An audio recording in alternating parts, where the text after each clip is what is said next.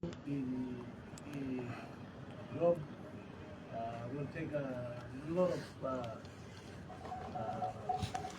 skill as well as experience to manage a country now which is not in good shape. So it's not been an easy decision for me because I am very close to the current Prime Minister, the Honorable Jeff Marabah. But initially I accepted the nomination which was formalized by the opposition. Was basically because coalition leaders in government were dissatisfied with the performance of the Prime Minister, and at the same time they realized that we were facing many problems. And so collectively they asked me if I could volunteer to take up leadership, and I accepted.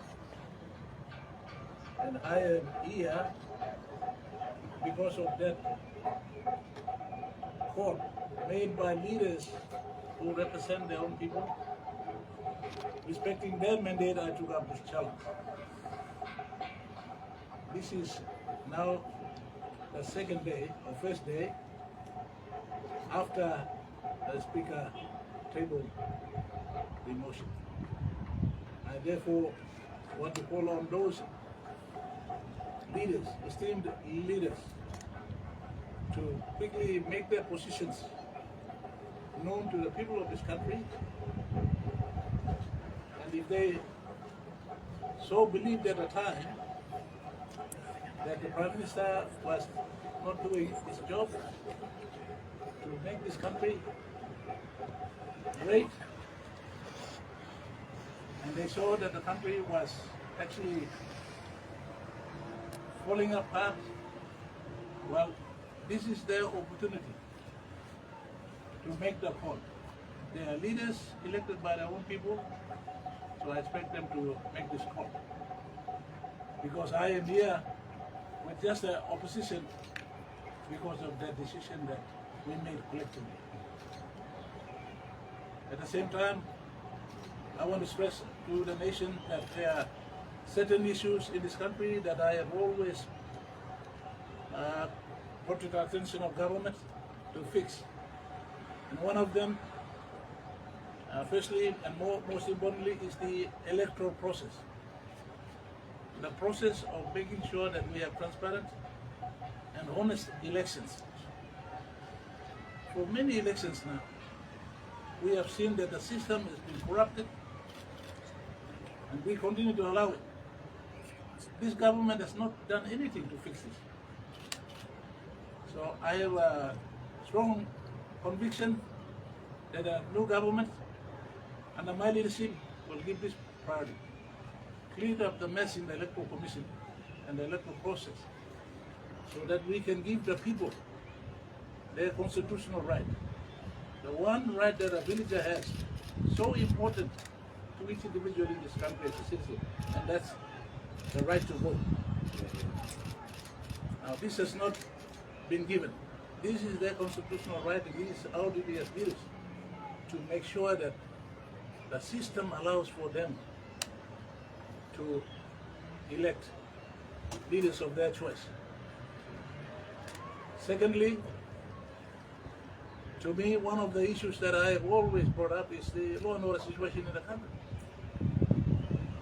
It's still close to my heart, because without law and order, without order in the community, without peace in the community, how are we going to progress as a nation?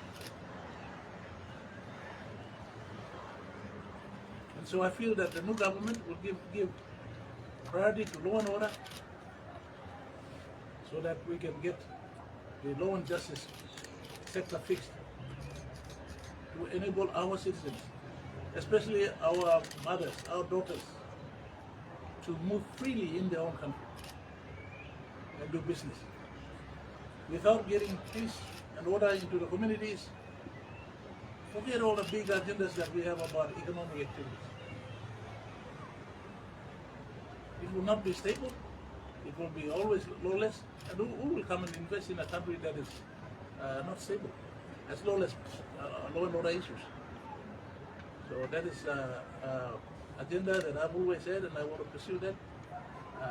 I'm glad that the opposition have given me this opportunity to lead, and I am hoping that we can fix the country's issues. So today I'm basically, here to call on our coalition leaders on the other side to make their stance clear. Thank you. Ladies and gentlemen, we will allow the Honourable Maso Kawabi, the member for Middle Fly, to make a few comments in support of the statements issued by Grand Chief Peter Ipatas. All right, thank you to first everyone here. In support of our nominee, the Honourable Governor, Peter Ipatas, we are here to make our appeal to our colleagues on the other side who are in the government. I would just stress 2 points which I think is important in relation to this vote. As we can see, we are, as elected leaders, most of the leaders who are on the other side, they think of their district. The greatest agenda of those leaders, most of us who are on the government, the priority is the district. But again, the point is this, that if we see a district is under a country that is Papua New Guinea. If there is no Papua New Guinea, then you don't have Middle Flight District. Or if there is no Papua New Guinea, you don't have Western Province, and you don't have Middle Flight District. So again, if we want to fix our district, if we are prioritizing our district, we have to save the country first. And that is where we are, the few of us who are in the opposition, that we see the important thing, the priority is to save the country. So our greatest interest is to save this country first. We will not have a country, we will not have a district, we will not have a province. If we don't have a country, then we don't have a district or a province.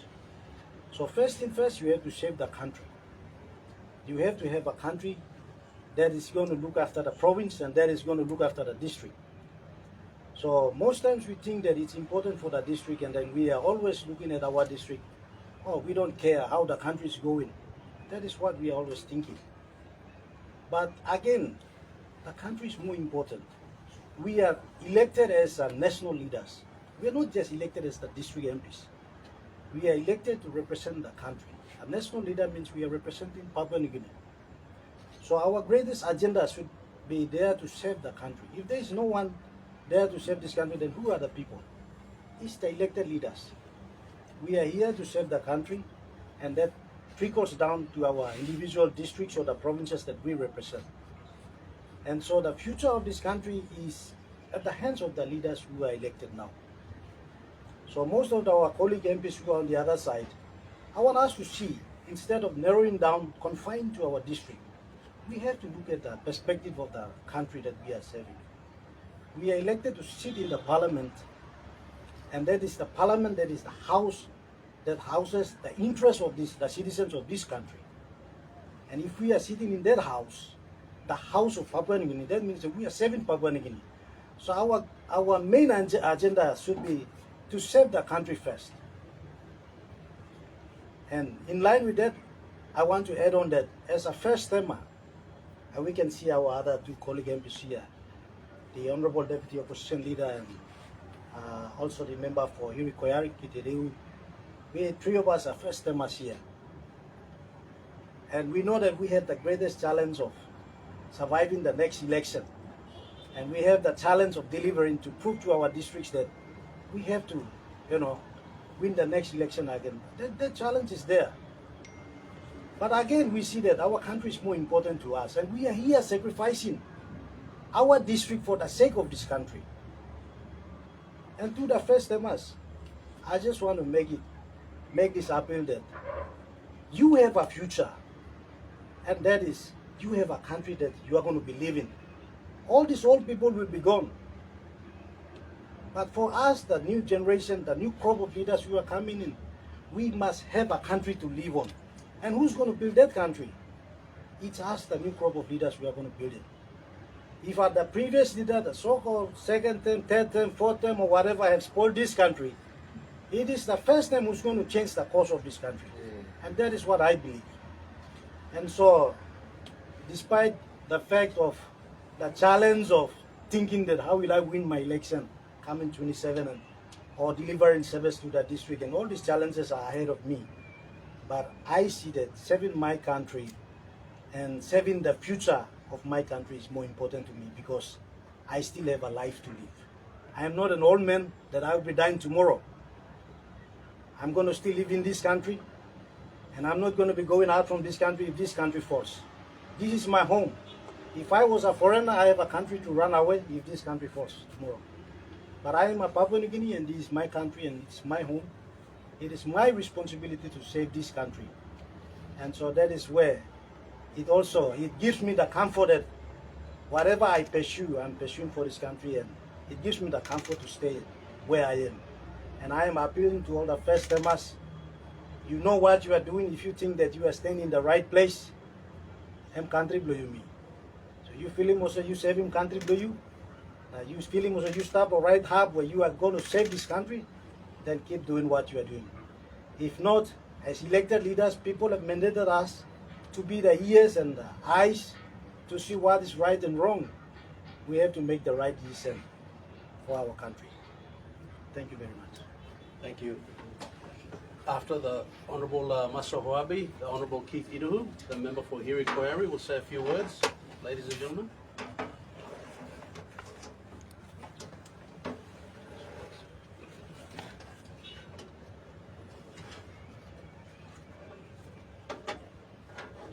First of all, let me thank the media for this time to allow us to express some thoughts on behalf of our people, our respective provinces, districts, and country. I want to acknowledge the presence of the alternative Prime Minister and nominee, Honourable Sir Peter Ipatas, Governor for Enga Province, a man who has been serving our country, and in fact, at all levels of governance, up to the top in the last 27 years.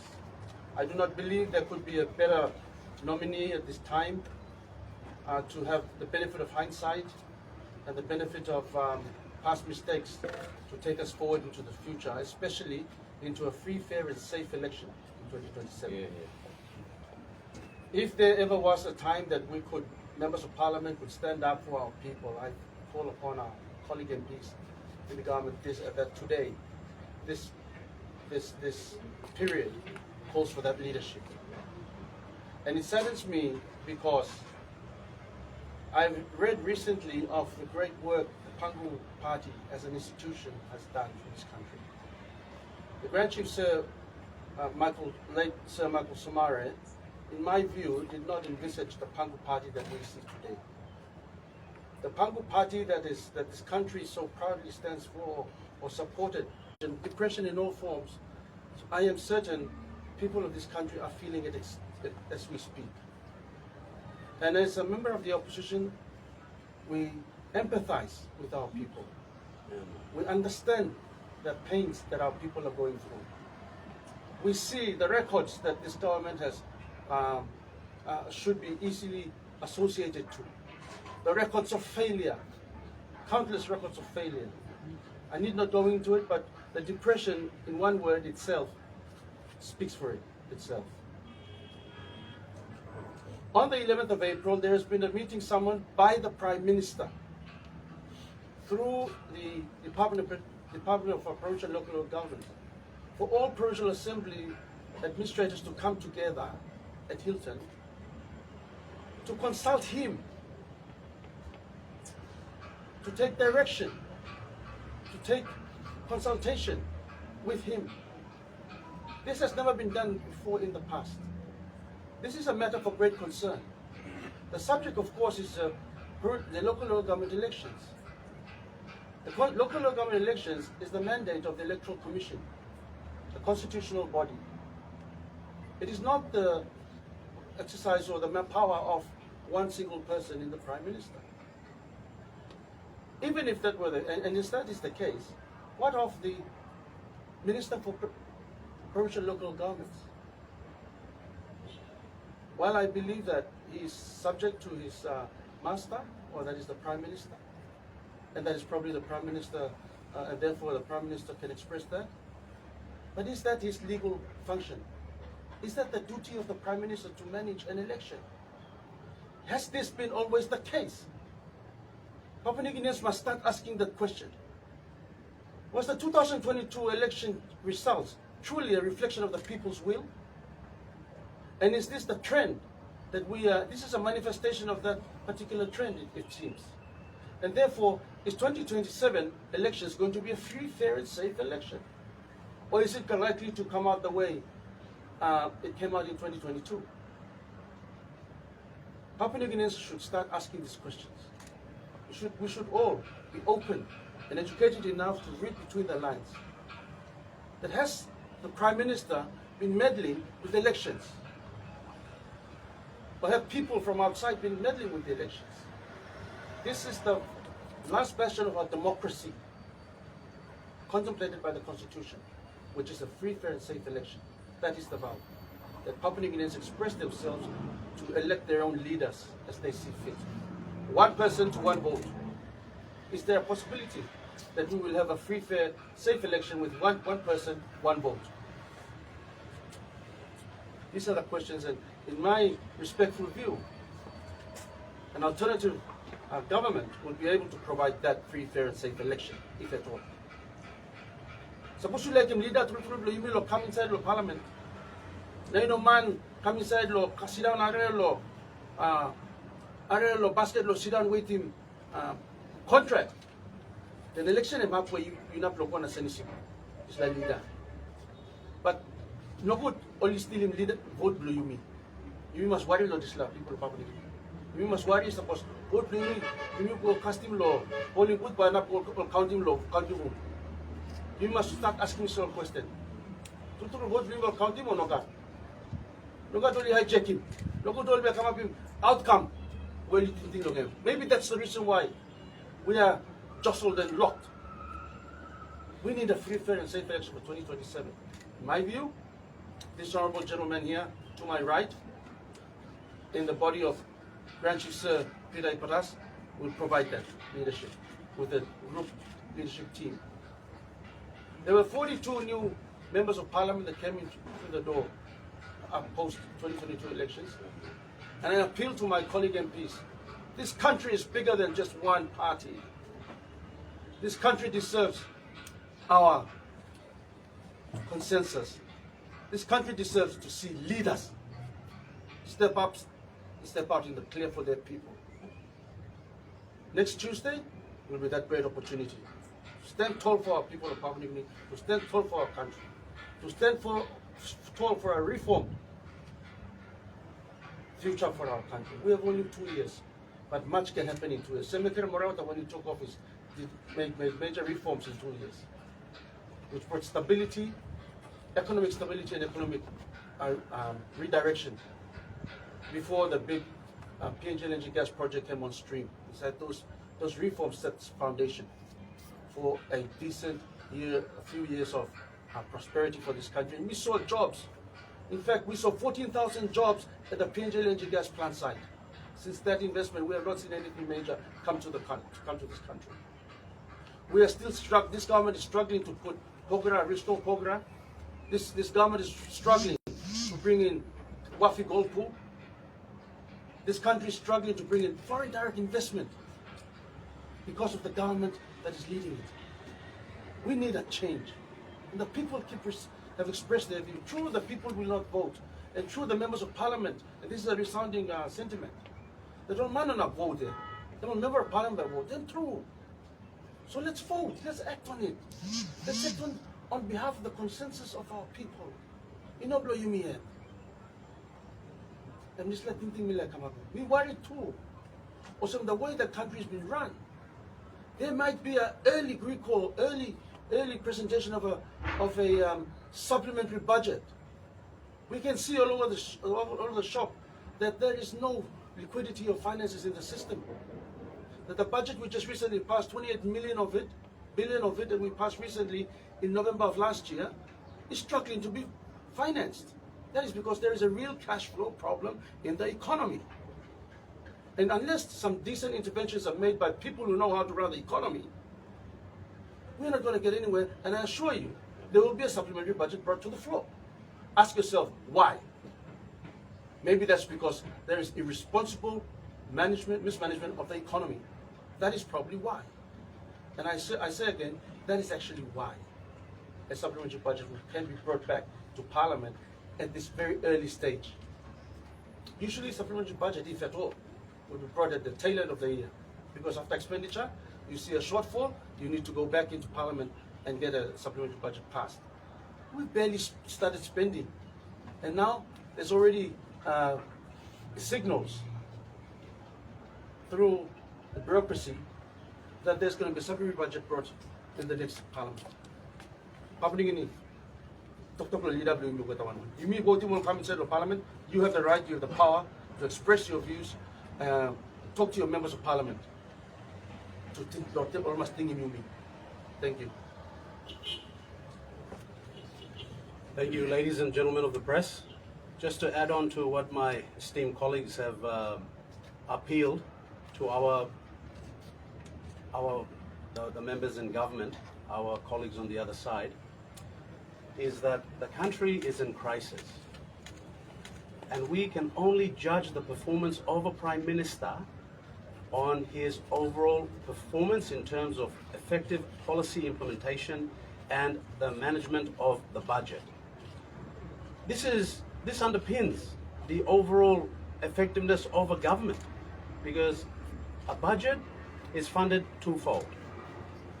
From tax revenues in the last 6 years, taking our total debt stock up to 65 billion kina. The question that all members of Parliament have to ask is that jobs. Have we effectively addressed the youth bulge issue, where we have so many young men and women throughout the country that are unemployed without opportunity? Have we effectively created a conducive environment for foreign direct investment? After ExxonMobil and the Papua New Guinea LNG, what other foreign direct investment or FDI has come into the country? They can't come in because there's a lack of confidence in the leadership of the Prime Minister, the Honorable James Marabah. These big multinational companies know exactly what's going on in Papua New Guinea, and they will not come in to invest in a country